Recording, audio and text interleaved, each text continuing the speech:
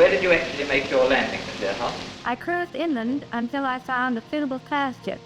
I landed there after sightening all the cows in the neighborhood and rolled up to the farmer's front door. Amelia Earhart, a pioneering and skilled aviator, captivated global attention with her remarkable flying feats. She was the first woman to complete a solo flight across the Atlantic Ocean, inspiring countless individuals with her bravery. However, in 1937, her aircraft disappeared over the Pacific, leaving the world in suspense about her fate. For decades, people have speculated about what happened to Amelia and her navigator, Fred Noonan. Numerous theories and stories emerged, but no conclusive evidence was found. Now, after 87 years, a groundbreaking discovery has been made. Are we on the verge of uncovering the secrets of Amelia Earhart's final journey? Join us as we explore this enthralling story and unravel the mystery behind one of aviation history's most astonishing enigmas. Before diving into the mysterious disappearance of Amelia Earhart, let's take a look at the brief history of this extraordinary pilot.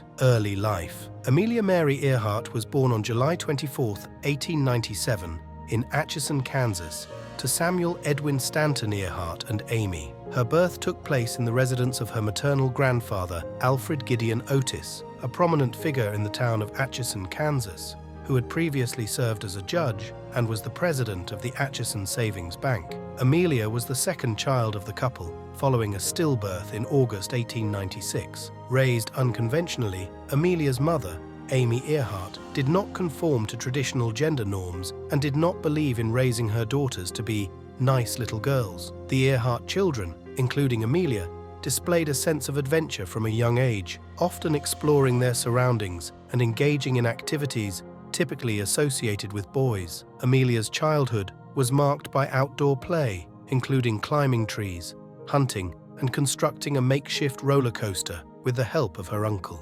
After her first flight on the homemade ramp, Amelia expressed a sense of exhilaration, likening the experience to flying. In 1907, Edwin Earhart's position as a claims officer for the Rock Island Railroad resulted in a relocation to Des Moines, Iowa. The following year, when she was 10 years old, Amelia witnessed her first aircraft at the Iowa State Fair in Des Moines. Despite her father's attempt to spark her interest in flying, Amelia quickly lost interest upon seeing the dilapidated flivver and requested to return to the merry-go-round. Amelia developed a love for reading and spent a great deal of time in the family library.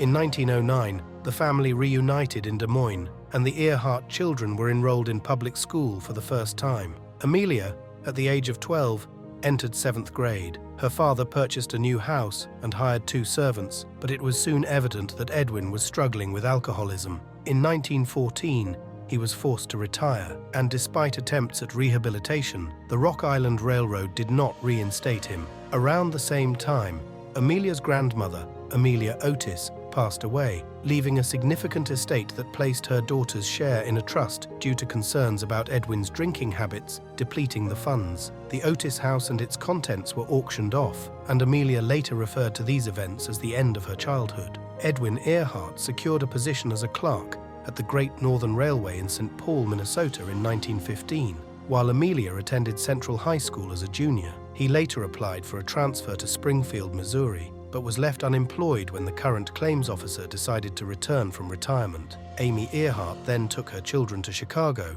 where they resided with friends. Amelia searched for the best science program in nearby high schools, ultimately enrolling in Hyde Park High School after rejecting the high school closest to her home due to its inadequate chemistry lab. She graduated from Hyde Park High School in 1916. Throughout her childhood, she had maintained her aspirations for a future career, collecting newspaper clippings about successful women in male-dominated fields. She began junior college at Ogont School in Rydal, Pennsylvania, but did not complete her program. During the Christmas break of 1917, Earhart paid a visit to her sister in Toronto, Canada, where she encountered wounded soldiers returning from the First World War. Following her training as a nurse's aide by the Red Cross, Earhart commenced her service with the Voluntary Aid Detachment at Spadina Military Hospital. Her responsibilities included preparing meals for patients with specific dietary requirements and distributing prescribed medications at the hospital's dispensary. It was during this time that Earhart listened to accounts from military aviators, sparking her fascination with aviation. In 1918, As the Spanish flu pandemic 1918 reached Toronto, Earhart was actively involved in nursing duties, including night shifts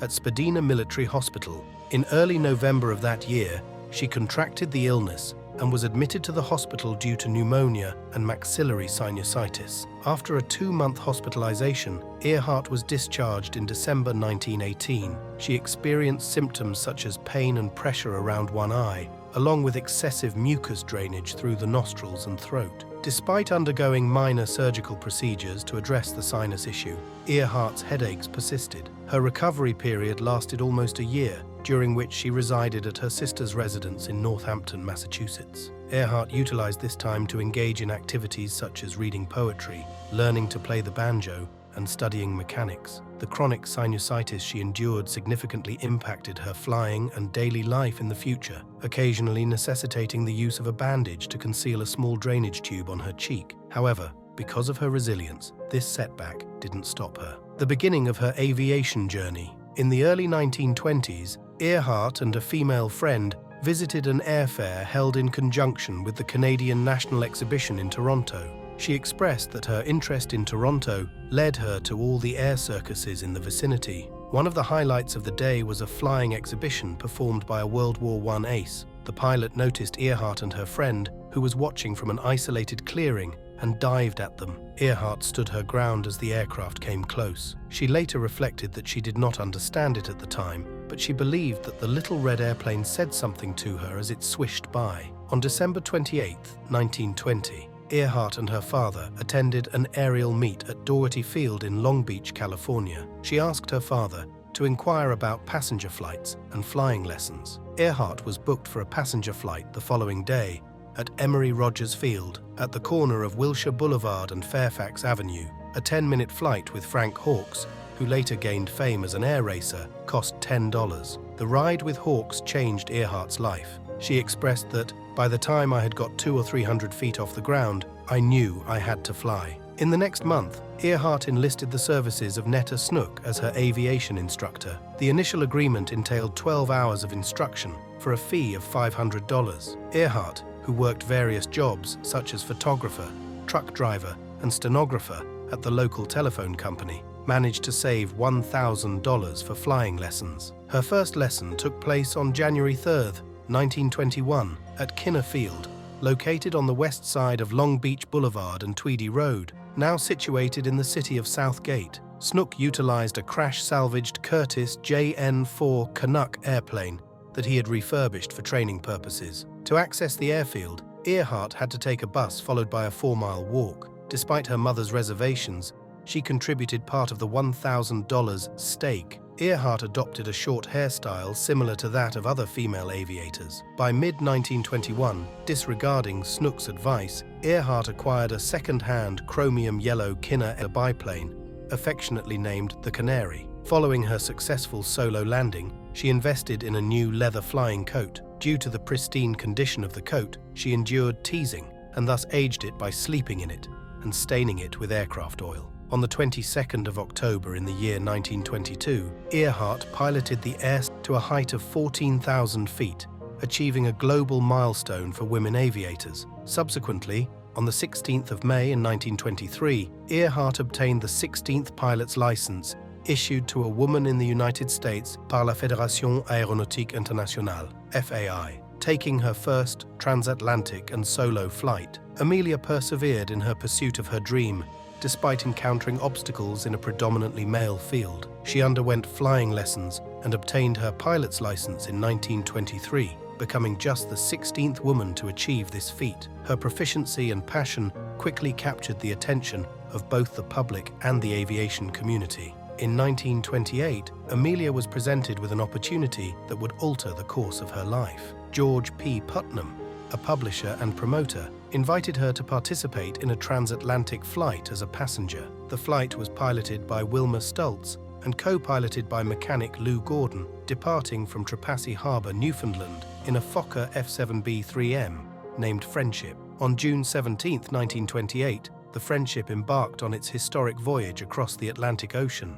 Although not the pilot for this journey, Amelia played a pivotal role as the first female passenger to cross the Atlantic by air. The flight encountered various challenges, such as mechanical difficulties and adverse weather conditions, but ultimately landed safely in Port, Wales, after around 20 hours of flight time. This accomplishment garnered global attention and propelled Amelia Earhart to international renown and acclaim. Following her triumphant transatlantic flight, Amelia emerged as a beacon of bravery and resolve for women worldwide. She persisted in shattering barriers and setting new aviation records, striving to expand the horizons of what was deemed achievable for women during her era. Amelia Earhart's defining moment occurred on May 20, 1932, when she completed her first solo transatlantic flight. Departing from Harbour Grace, Newfoundland, she touched down 15 hours and 18 minutes later in a pasture in Culmore, Northern Ireland. This historic feat earned her the distinction of being the first woman to fly solo non-stop across the Atlantic Ocean.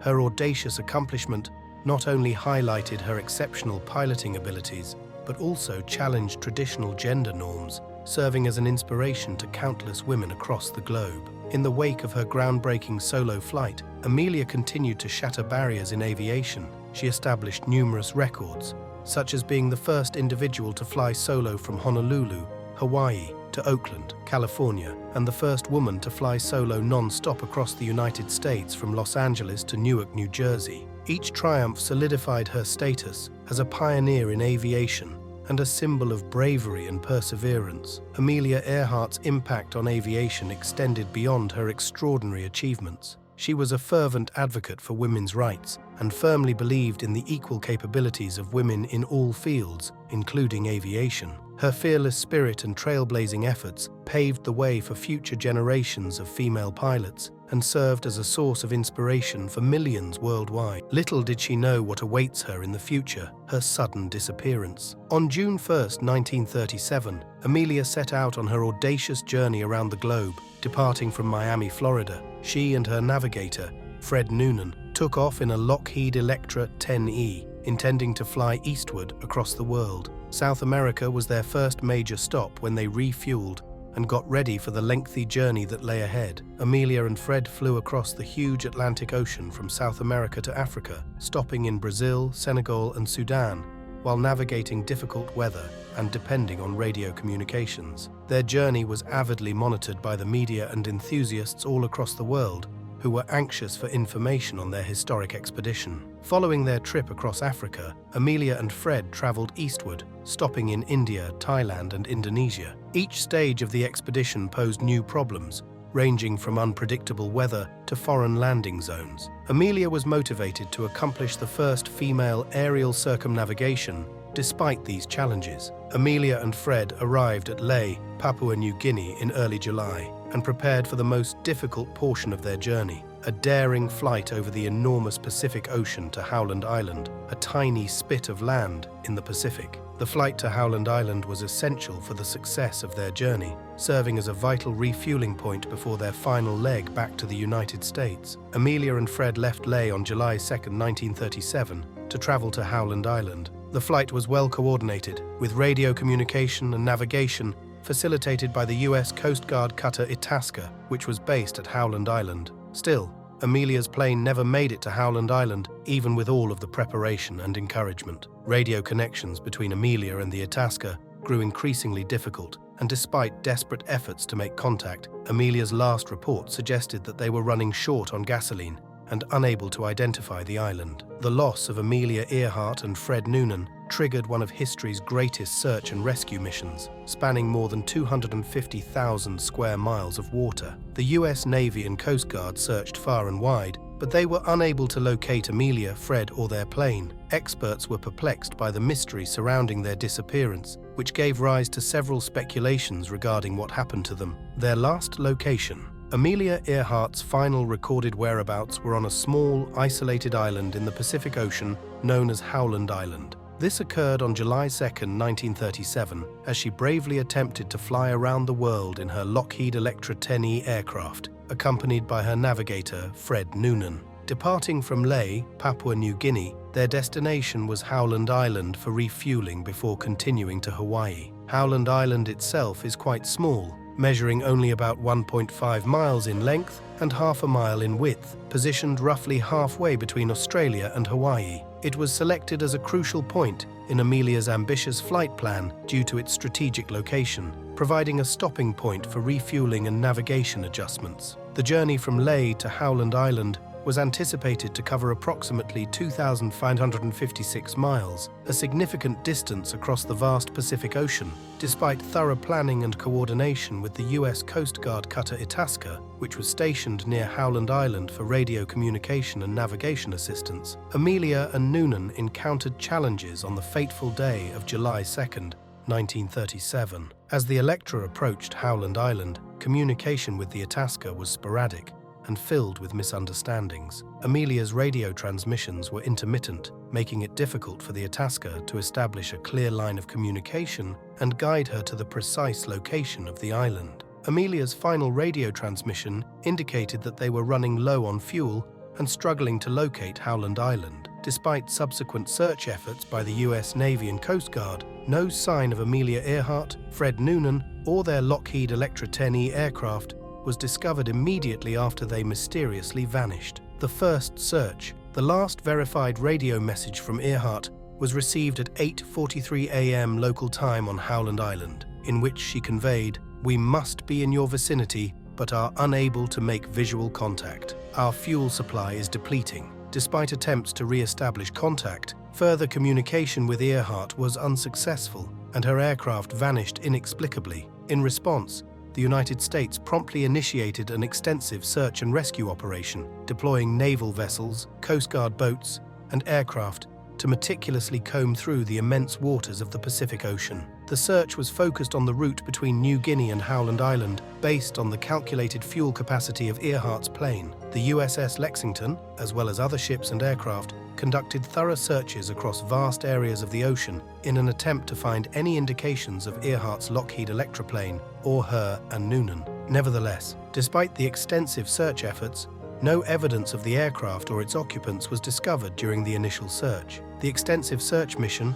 lasting several weeks and utilizing various vessels and aircraft, was eventually terminated due to insufficient reliable information and decreasing optimism for locating Earhart and Noonan alive. Throughout the official search effort, various conjectures and proposals arose regarding the fate of Earhart and Noonan. Some posited the possibility of them crash landing at sea, while others theorized they may have landed on a distant island and met their demise there. This absence of conclusive evidence has generated years of speculations, theories of conspiracy, and continuous endeavors by scholars and historians to reveal the reality surrounding Amelia Earhart's vanishing. Theory of a spying mission. Many theories have surfaced over the years to try and make sense of what occurred during Amelia Earhart's doomed voyage around the world in 1937. A fascinating theory proposes that Amelia Earhart may have been carrying out a covert espionage mission for the US government. During the period leading up to her last flight, tensions were escalating between the United States and Japan as the threat of World War II approached. The Pacific region became a crucial focal point for military intelligence operations. Amelia Earhart, renowned for her celebrity status and exceptional flying abilities, could have been a perfect choice to gather intelligence on behalf of the US government. There is evidence to suggest that Earhart may have engaged in a covert meeting with two influential advisors of President Franklin D. Roosevelt in April 1937, just before her final endeavor to fly around the world. The meeting took place at the March Army Airfield in California, where Earhart met with Bernard Baruch and Oscar Westover. The details of this meeting were kept confidential, sparking rumors that it potentially involved discussions about a covert espionage mission. Additionally, the decision made by Amelia Earhart to change her flight path caused speculation. Originally intending to travel westward from Oakland, California to Hawaii and then proceed across the Pacific, Earhart decided to alter her route by flying eastward from Miami to Howland Island. This new direction led her closer to the Marshall Islands, which were controlled by the Japanese at the time, hinting at a potential strategic motive beyond just completing a circumnavigation. The Lockheed Electra aircraft she piloted was outfitted with cutting-edge radio and navigation technology for that era. Some theorists suggest that these advancements could have been used for purposes like gathering intelligence, such as conducting radio surveillance or reconnaissance missions over Japanese-held areas. Eyewitness accounts provide additional depth to this hypothesis. Some sources suggest that Earhart and Noonan were taken prisoner by the Japanese military following their emergency landing in the Marshall Islands. While these claims have not been substantiated, they have sparked theories that Earhart's vanishing could be connected to her encounter with Japanese soldiers. The theory of a new identity. Decades later, the theory of a new identity started to gain attention with various compelling pieces of evidence and reports. Joe Class emerged as a major advocate of this theory when he published the book. Amelia Earhart lived in 1970. In his book, Class suggested that Amelia Earhart was taken prisoner by the Japanese military after her plane crashed in the Marshall Islands, which were under Japanese occupation at the time. He claimed that Amelia was later brought back to the United States with a new identity as Irene Bolam. The debate over this theory became more intense during the 1990s when journalist Randall Brink alleged he found proof backing Class's claims. Brink's research brought him to Irene Bolam, a resident of New Jersey who looked remarkably like Amelia Earhart. Bolam, who had a background in finance, was connected to women's groups that Amelia also supported.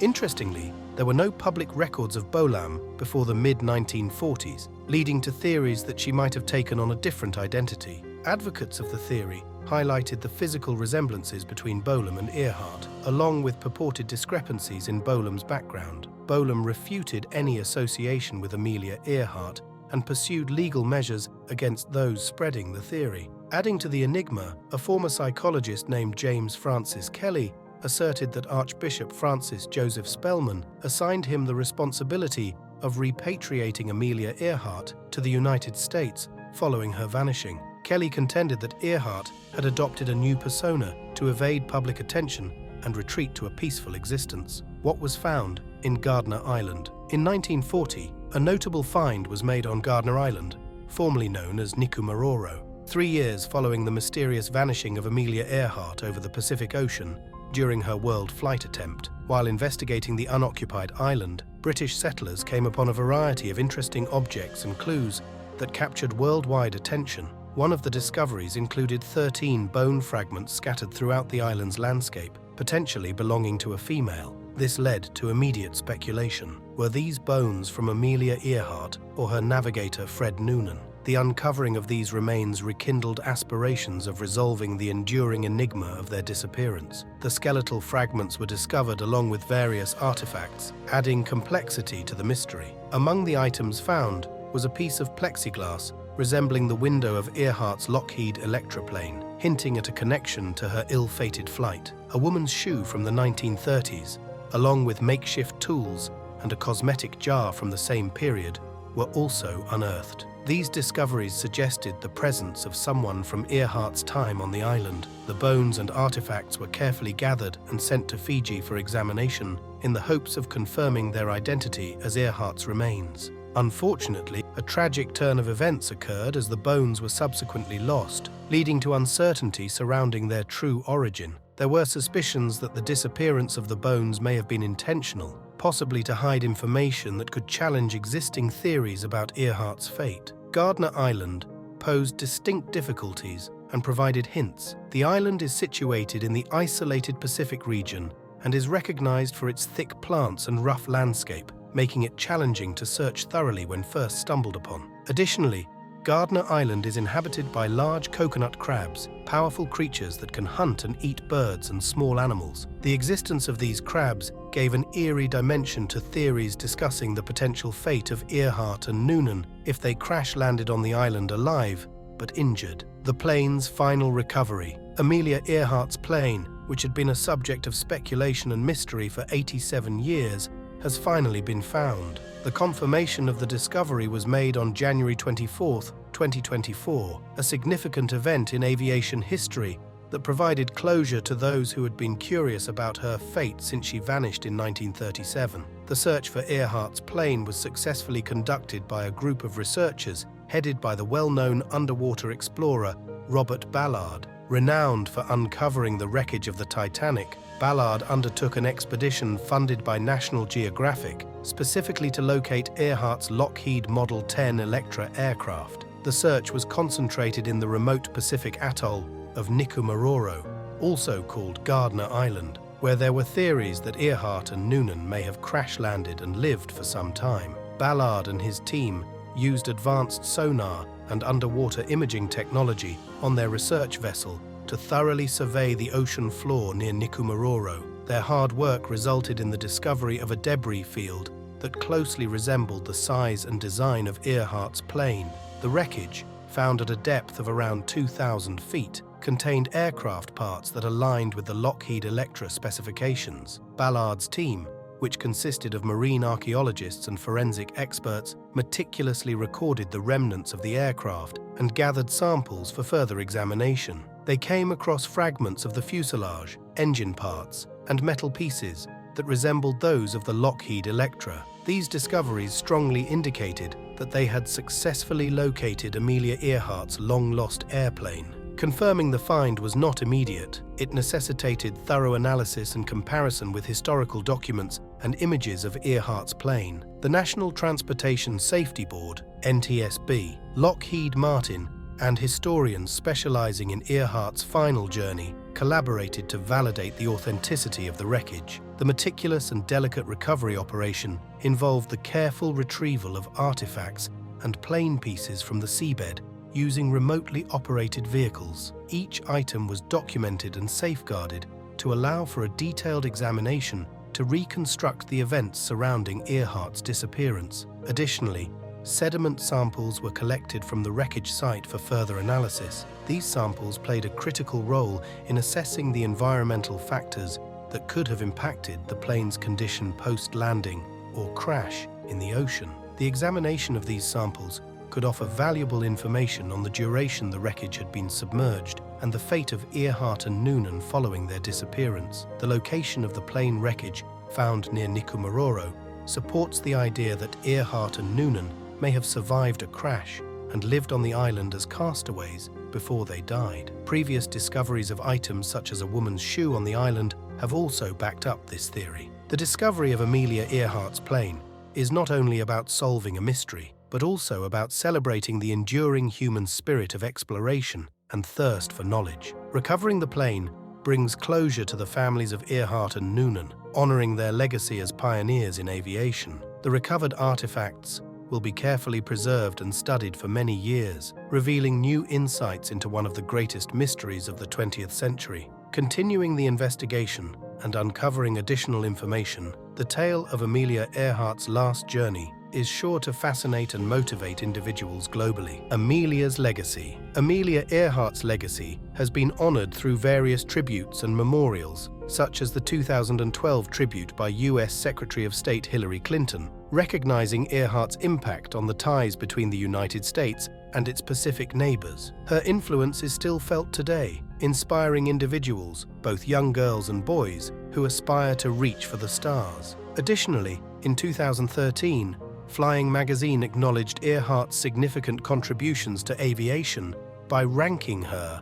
as the 9th hero of aviation. Throughout her life, Amelia Earhart achieved global recognition for her vibrant personality, independence, bravery, and determination to reach her goals. Her mysterious disappearance at a young age further cemented her status in popular culture, with numerous articles and books celebrating her life story as a source of inspiration, especially for young girls. Celebrated as a feminist icon, Earhart's accomplishments in aviation opened doors for future generations of female pilots, including the Women Air Force Service Pilots, WASP, who served during World War II. The Amelia Earhart Birthplace Museum, situated in her hometown, serves as a tribute to her life and is maintained by the 99s, an international organization of female pilots that Earhart once led as president. The annual Amelia Earhart Festival in Atchison, Kansas, has been held since 1996, honoring her lasting legacy in aviation history.